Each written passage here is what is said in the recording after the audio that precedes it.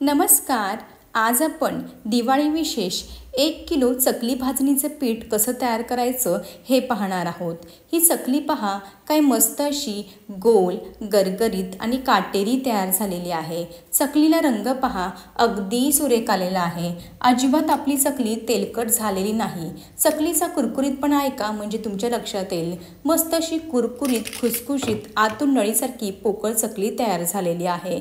चकली तेलामध्ये सोडल्यावरती कुठेही विरघळलेली नाही. अतिशय अशा छान अशा चकल्या तळून तयार होत आहे.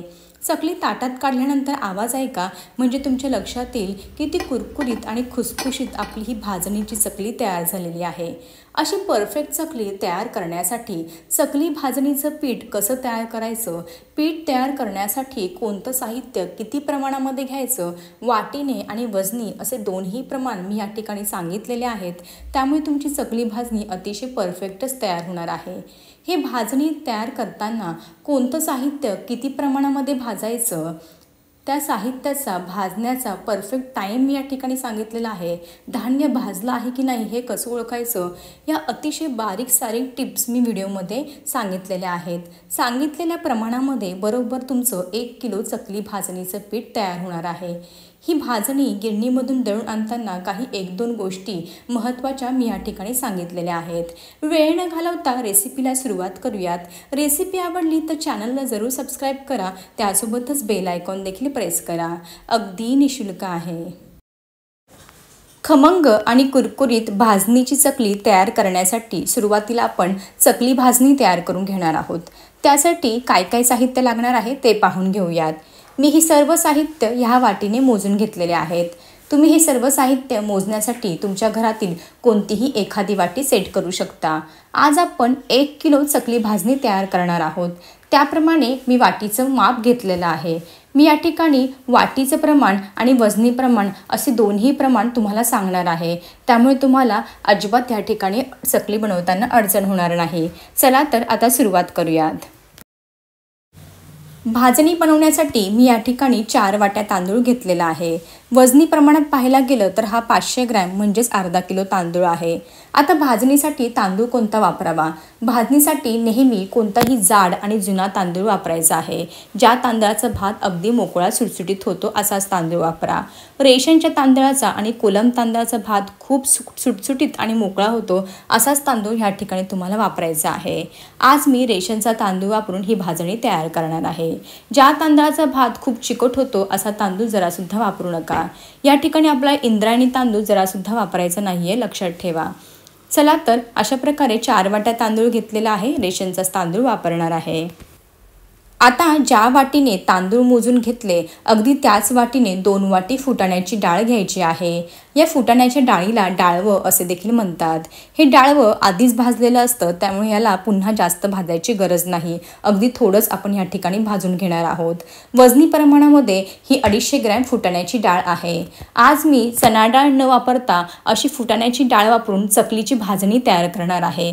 त्यामुळे चकलीची भाजणी खूप खमंग तयार होते आणि कुरकुरीत खुसखुशीत आपली चकली तयार होते. एकदा अशी फुटाण्याची डाळ वापरून चकली भाजणी तयार करा आणि त्यापासून चकली करून पहा, खूपच छान होते. 1 वाटी मुगाची डाळ घेतलेली आहे. वजनी प्रमाणामध्ये 125 ग्रॅम डाळ आहे. अर्धी वाटी उडदाची डाळ देखील लागणार आहे. वजनी प्रमाणामध्ये पाहायला गेलं तर ही 75 ग्रॅम डाळ आहे. अशा प्रकारे 1 वाटी मुगाची डाळ आणि अर्धी वाटी उडदाची डाळ घ्या. हे अगदी परफेक्ट प्रमाण आहे. आता पुन्हा त्याच वाटीने मोजून बरोबर 1 वाटी पोहे घ्यायचे आहे. रोजच्या वापरातील कांदे पोहेसाठी जे पोहे वापरतो अगदी तेच पोहे आपण या ठिकाणी वापरणार आहोत. वजनी प्रमाणात पाहायला गेलं तर हे 50 ग्रॅम पोहे आहे. आता आपल्याला या ठिकाणी पाव वाटी अख्खे धणे लागणार आहेत. अगदी पोहे खाण्याचा जो चमचा असतो त्या चमच्याने मी 2 चमचे साबुदाणा घेतलेला आहे. जास्त साबुदाणा घ्यायचा नाही, नाहीतर तुमची चकली कुरकुरीत न होता खूपच कडक बनते. अशा प्रकारच्या चमच्याने मी 2 चमचे साबुदाणा मोजून घेतलेला आहे. हे अगदी परफेक्ट प्रमाण आहे. त्यासोबतच 2 चमचे जिरे, 2 चमचे बडीशेप, 1 चमचा ओवा, 7 ते 8 मिरे आणि 7 ते 8 लवंग लागणार आहे. जिऱ्याचं प्रमाण जास्त ठेवायचं नाही, नाहीतर तुमची चकली थोडीशी काळपट रंगाची बनते. अशा प्रकारे एकाच वाटीने मोजून 4 वाट्या तांदूळ, 2 वाटी फुटाण्याची डाळ, 1 वाटी मुगाची डाळ, अर्धी वाटी उडदाची डाळ, 1 वाटी पोहे, पाव वाटी अख्खे धणे आणि 2 चमचे साबुदाणा घेतलेला आहे. वजनी प्रमाणामध्ये 500 ग्रॅम तांदूळ, 250 ग्रॅम फुटाण्याची डाळ, 125 ग्रॅम मुगाची डाळ, 75 ग्रॅम उडदाची डाळ, 50 ग्रॅम पोहे घेतलेले आहेत. धणे आणि साबुदाणा जे आहे ते आपल्याला पाववाटी आणि 2 चमचे घ्यायचे आहेत. वजनी प्रमाण आणि वाटीचं प्रमाण दोन्ही सांगितलेलं आहे, त्यामुळे तुम्हाला चकली भाजणी करताना आता जरासुद्धा अडचण होणार नाही. आता हे जे घेतलेले सर्व धान्य आहेत, तांदूळ, मुगाची डाळ आणि उडदाची डाळ, हे असंच न वापरता स्वच्छ धुवून घ्यायचं आहे, सुकवून घ्यायचं आहे पंख्याखाली, त्यानंतरच वापरायचं आहे. हे पहा, अशा प्रकारे तांदूळ, मुगाची डाळ आणि उडदाची डाळ 2-3 पाण्याने स्वच्छ धुवून घ्यायची. चाळणीमध्ये 10-15 मिनिटं निथळायला ठेवायची, जेणेकरून सर्व पाणी निघून जाईल. त्यानंतर एका सुती कापडावरती हे सर्व धान्य व्यवस्थित चांगलं पातळ पसरवून घ्या आणि पंख्याखाली 4 ते 5 तास चांगलं सुकवून घ्यायचं आहे. चांगलं कोरडं झाल्यानंतरच धान्य वापरायचं आहे, त्यामध्ये जरासुद्धा ओलावा नसला पाहिजे. हे पहा, अशा प्रकारे 4-5 तास मी असंच हे सर्व धान्य पंख्याखाली चांगलं सुकवून घेणार आहे. या ठिकाणी 4 ते 5 तास झालेले आहेत. धुवून घेतलेले तांदूळ, मुगाची डाळ आणि उडदाची डाळ पंख्याखाली चांगली सुकवून घेतलेली आहे. मस्त असं सर्व धान्य सुकलं गेलं आहे. आता आपण लगेचच भाजायला घेऊयात. सर्व धान्य भाजण्यासाठी अशी मोठी आणि जाड बुडाची कढई घ्यायची आहे. जाड बुडाची कढई असल्यावरती कसं सर्व धान्य एकसारखं भाजलं जातं. आता सुरुवातीला आपण तांदूळ भाजून घेणार आहोत. वजनी प्रमाणामध्ये हे 500 ग्रॅम म्हणजे अर्धा किलो तांदूळ आहे आणि वाटीने मोजले तर बरोबर 4 वाट्या तांदूळ भरलेले आहेत. तांदूळ नेहमी अगदी मध्यम ते मंद आचेवरती अंदाज घेत मस्त असे फुलेपर्यंत आणि कुरकुरीत होईपर्यंत खमंग भाजून घ्यायचे आहेत. तांदूळ भाजताना याचा रंग जास्त बदलू द्यायचा नाही. रंग न बदलता तांदळावरती डाग न पाडता हे तांदूळ अगदी मंद ते मध्यम आचेवरती भाजून घ्यायचे आहेत. जेव्हा तांदूळ मस्त असे भाजले जातात तेव्हा त्यांचा रंग आणखी पांढरा शुभ्र तयार होतो आणि बोटांच्या मध्ये तोडल्यानंतर तांदळाचा तुकडा पडतो. चला तर तांदूळ मस्त असे फुलेपर्यंत खमंग भाजून घेऊयात. या ठिकाणी सुरुवातीपासून टोटल 10 ते 12 मिनिटं झालेली आहेत. अंदाज घेत मंद ते मध्यम आचेवरती मी तांदूळ भाजून घेतलेले आहेत. तुम्ही या ठिकाणी पाहू शकता, तांदूळ भाजून झाल्यानंतर अजूनच त्याचा रंग पांढरा शुभ्र झालेला आहे. मस्त असे तांदूळ फुललेले आहेत, कुरकुरीत झालेले आहेत. बोटांच्या मध्ये तोडल्यानंतर तांदळाचा तुकडा पडतोय. अगदी ह्याच पद्धतीचे तांदूळ भाजून घ्यायचे आहेत. तांदळाचा रंग बदलू द्यायचा नाही, लक्षात ठेवा. आता हे भाजून घेतलेले खमंग तांदूळ जे आहेत ते एका परातीमध्ये काढून घेऊयात आणि थंड होण्यासाठी साईडला ठेवून देऊयात. आता घेतलेली 1 वाटी मुगाची डाळ देखील सतत हलवत खमंग आणि कुरकुरीत होईपर्यंत छान अशी भाजून घ्यायची आहे. वजनी प्रमाणामध्ये हे 125 ग्रॅम डाळ आहे आणि वाटीने मोजली तर बरोबर 1 वाटी भरलेली आहे. डाळीमधील सर्व ओलावा जाईपर्यंत आपल्याला ही डाळ भाजून घ्यायची आहे. तेव्हाच तुमची डाळ मस्त अशी खमंग भाजली जाते. डाळीवरती थोडेसे हलकेसे डाग पडेपर्यंत आपल्याला ही डाळ भाजून घ्यायची आहे.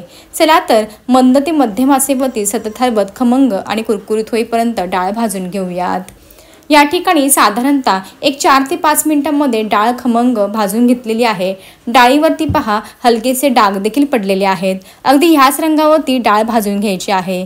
डाळीमधील सर्व ओलावा नाहीसा झालेला आहे. आता ही भाजून घेतलेली खमंग डाळ जी आहे मुगाची, ती परातीमध्ये काढून घेऊयात आणि थंड होण्यासाठी साईडला ठेवून देऊयात. आता घेतलेली अर्धी वाटी उडदाची डाळ देखील मस्त अशी सतत हलवत खमंग आणि कुरकुरीत होईपर्यंत भाजून घ्यायची आहे. वजनी प्रमाणामध्ये ही 75 ग्रॅम डाळ आहे. आता ह्या डाळीमधील सर्व ओलावा जाईपर्यंत आणि डाळीला हलकेसे डागपर्यंत छान अशी भाजून घ्यायची आहे. या ठिकाणी उडदाची डाळ देखील भाजून तयार आहे. रंग पहा, अगदी ह्याच रंगावरती भाजून घ्यायची आहे. आता ही भाजून घेतलेली उडदाची डाळ देखील परातीमध्ये काढून घेऊयात आणि थंड होण्यासाठी साईडला ठेवून देऊयात. आता घेतलेले 1 वाटी पोहे देखील मस्त असे कुरकुरीत होईपर्यंत खमंग भाजून घ्यायचे आहेत. वाटीने बरोबर 1 वाटी भरले आणि वजनी प्रमाणात पाहायला गेलं तर हे 50 ग्रॅम पोहे आहे. रोज आपण कांदे पोहेसाठी जे पोहे वापरतो अगदी तेच मी या ठिकाणी वापरलेले आहेत. चला तर पोहे मस्त असे कुरकुरीत होईपर्यंत भाजून घेऊयात. या ठिकाणी पोहे देखील भाजून तयार आहे. मस्त अशी श्रिंक झालेले आहेत. चुरल्यानंतर बोटांच्या मध्ये मस्त असा भुगा होतोय, याचा अर्थ आपले पोहे अगदी परफेक्ट भाजून तयार आहे. आता हे भाजून घेतलेले कुरकुरीत पोहे ताटामध्ये काढून घेऊयात आणि थंड होण्यासाठी साईडला ठेवून देऊयात. आता घेतलेले पाववाटी अख्खे धणे देखील मस्त असे खमंग भाजून घ्यायचे आहेत. धणे देखील भाजून तयार आहे. ताटामध्ये काढून घेऊयात आणि थंड होण्यासाठी साईडला ठेवून देऊयात. याच पद्धतीने जे पोहे खाण्याचे चमचे असतात त्या चमच्याने आपण बरोबर 2 चमचे साबुदाणा घेतला होता. साबुदाणा देखील मस्त असा फुलेपर्यंत भाजून घ्यायचा आहे. यामध्ये साबुदाणा जास्त घालायचं नाही. जर साबुदाण्याचं प्रमाण जास्त झालं तर चकली कुरकुरीत न होता एकदम कडक होते, हे लक्षात असावं. आता हे भाजून घेतलेले साबुदाणा देखील ताटामध्ये काढून थंड होण्यासाठी साईडला ठेवून देऊयात. आता ही घेतलेली 2 वाटी फुटाण्याची डाळ देखील आपल्याला हलकीशी गरम करून घ्यायची आहे. या फुटाण्याच्या डाळीला डाळवं असं देखील म्हणतात. हे आधीच भाजलेलं असतं, त्यामुळे जास्तीचं भाजायचं नाही. अगदी हलकंसं 2 ते 3 मिनिटं अगदी कमी आचेवरती गरम करून घ्यायचं आहे. 2 वाटी ही फुटाण्याची डाळ आहे. तुम्हाला पुन्हा एकदा मोजून दाखवते. वाटीने बरोबर 2 वाटी भरली आणि वजनी प्रमाणामध्ये 250 ग्रॅम डाळ आहे. चला तर आता ही ज्या डाळ आहे ती आपल्याला अगदी कमी आचेवरती 2 मिनिटं हलकीशी गरम करून घ्यायची आहे. पारंपरिक पद्धतीने चकलीची भाजणी बनवताना आपण या ठिकाणी फुटाण्याच्या डाळीऐवजी चणा डाळ वापरतो. पण बऱ्याच वेळा कधी चकली जास्त कडक होते, कुरकुरीत होत नाही. त्यामुळे आपण आज एक मस्तशी ट्रिक करणार आहोत. चणा डाळीच्या ऐवजी मी या ठिकाणी 2 वाटी फुटाण्याची डाळ वापरत आहे. ही फुटाण्याची डाळ वापरल्यामुळे चकली मस्त हलकी फुलकी होते, खुसखुशीत होते आणि कुरकुरीत देखील होते. एकदा अशी फुटाण्याची डाळ वापरून नक्की चकली करून पहा. या ठिकाणी 2 मिनिटं झालेली आहेत. मस्त अशी आपली फुटाण्याची डाळ गरम झालेली आहे. यामध्ये काही मॉइश्चर असेल तर ते सुद्धा निघून जाईल, त्यामुळे हलकीशी गरम करून घ्यायची आहे, कारण ही डाळ आधीच भाजलेली असते. आता ही भाजून घेतलेली फुटाण्याची डाळ देखील ताटामध्ये काढून घेऊयात आणि थंड होण्यासाठी साईडला ठेवून देऊयात. आता घेतलेली 2 चमचे बडीशेप देखील आपल्याला ह्याच पद्धतीने मस्त अशी भाजून घ्यायची आहे. बडीशेप भाजून तयार आहे, ताटामध्ये काढून घेऊयात. जिरं देखील 2 चमचे घेतलेले आहेत, मस्त असं भाजून घ्यायचं आहे. जिऱ्याचं प्रमाण जास्त ठेवायचं नाही. जर तुम्ही जास्तीचं जिरं घातलं तर तुमच्या चकलीला थोडासा काळपट रंग येतो, हे लक्षात असावं. आता भाजून घेतलेले जिरे देखील ताटामध्ये काढून घेतलेले आहेत. याच पद्धतीने 1 चमचा ओवा देखील घालायचा आहे आणि मस्त असं भाजून घ्यायचा आहे. जर तुम्ही या ठिकाणी ओवा नाही घातला तरी सुद्धा चालेल, कारण आपण चकली बनवताना पुन्हा 1 चमचा ओवा घालणारच आहोत तुमच्या आवडीनुसार. आता हा भाजून घातलेला ओवा देखील ताटामध्ये काढून घेतलेला आहे. याच पद्धतीने आपण ज्या 7 ते 8 लवंगा आणि 7 ते 8 मिरे घेतलेले आहेत ते देखील मस्त असे फुलेपर्यंत खमंग भाजून घ्यायचे आहेत. मिरे आणि लवंग घातल्यामुळे चकली जी आहे भाजणी ती मस्त अशी तयार होते. चकली खायला अजूनच स्वादिष्ट आणि चविष्ट लागते. एकदा अशा प्रकारची भाजणी नक्की करून पहा. लवंग आणि मिरे देखील ताटामध्ये काढून घेतलेले आहेत. अशा प्रकारे मी सर्व जे साहित्य होतं चकली भाजणीसाठी लागणारं ते मस्त असं खमंग मंद ते मध्यम आचेवरती भाजून घेतलेलं आहे. लक्षात ठेवा, भाजणी बनवताना हे सर्व साहित्य अगदी मंद ते मध्यम आचेवरती भाजून घ्यायचं आहे. तेव्हाच तुमची भाजणी मस्त अशी खमंग तयार होणार आहे आणि त्यापासून तयार होणारी चकली देखील मस्त अशी कुरकुरीत खुसखुशीत तयार होईल. अजिबात तेलकट होणार नाही. जर भाजणी व्यवस्थित भाजली नाही ना तर चकली सुद्धा व्यवस्थित होत नाही, काही वेळाने मऊ पडते, हे लक्षात ठेवावं. त्यामुळे भाजणी अतिशय खमंग भाजलीच पाहिजे. आता हे जे सर्व साहित्य होतं भाजून घेतलेलं ते पंख्याखालीच मी अर्धा तास थंड करून घेतलेलं आहे. थंड झाल्यानंतर हे जे साहित्य आहे ते व्यवस्थित असं मिक्स करून घेतलेलं आहे. हे पहा या पद्धतीने. बऱ्याच वेळा बऱ्याच महिलांच्या बऱ्याच तक्रारी असतात.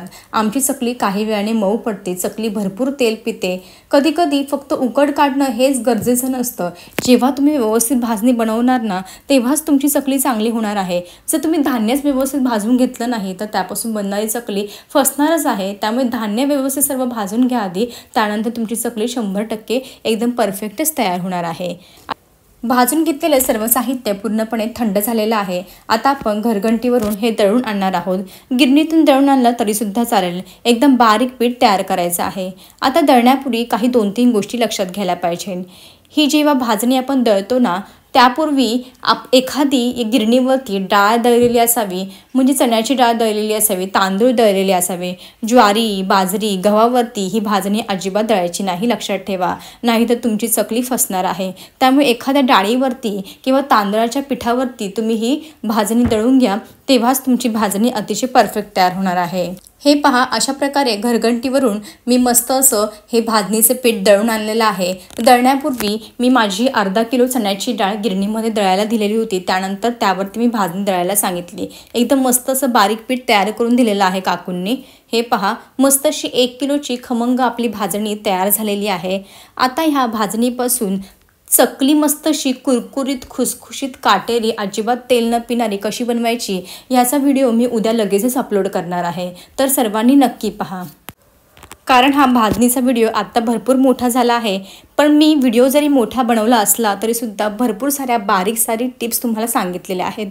असं केल्यामुळे काय होणार आहे, तुमची भाजणी अतिशय परफेक्ट तयार होणार आहे. त्यापासून बनणारी चकलीसुद्धा मस्त अशी तयार होणार आहे. उद्याच्या व्हिडिओमध्ये आपण तयार केलेल्या भाजणीच्या पिठाची उकड कशी घ्यायची, ती उकड कशी मळायची, त्यासोबतच पहा या ठिकाणी चकली सोऱ्यामधून पाडताना कुठेही मध्ये सुटत नाही आहे. एकसारखी गोल गरगरीत काटेरी चकली तयार झालेली आहे. 4-5 चकल्या तेलामध्ये सोडल्या, मस्त अशा तळल्या जात आहे. कुठेही चकली तेलामध्ये विरघळलेली नाही, चकलीने तेल पिलेलं नाही. मस्त अशी चकली तळून तयार झालेली आहे. चकलीला रंग पहा, अगदी सुरेख आलेला आहे. चकलीच्या आवाजावरून तुम्हाला समजत असेल चकली किती मस्त अशी खुसखुशीत आणि कुरकुरीत तयार झालेली आहे. उद्या मी चकलीची जी रेसिपी अपलोड करणार आहे त्यामध्ये भरपूर साऱ्या टिप आणि ट्रिक्स सांगितलेल्या आहेत. त्यामुळे तुमची चकली जी आहे ती 100% खुसखुशीत आणि कुरकुरीतच तयार होणार आहे. त्यामुळे आत्ताच बेल आयकॉन प्रेस करून ठेवा, म्हणजे तुम्हाला रेसिपी अपलोड केल्यावरती लगेच नोटिफिकेशन भेटेल. चकली पहा मस्त अशी कुरकुरीत तयार झालेली आहे. असेच भेटूया उद्याच्या रेसिपीमध्ये.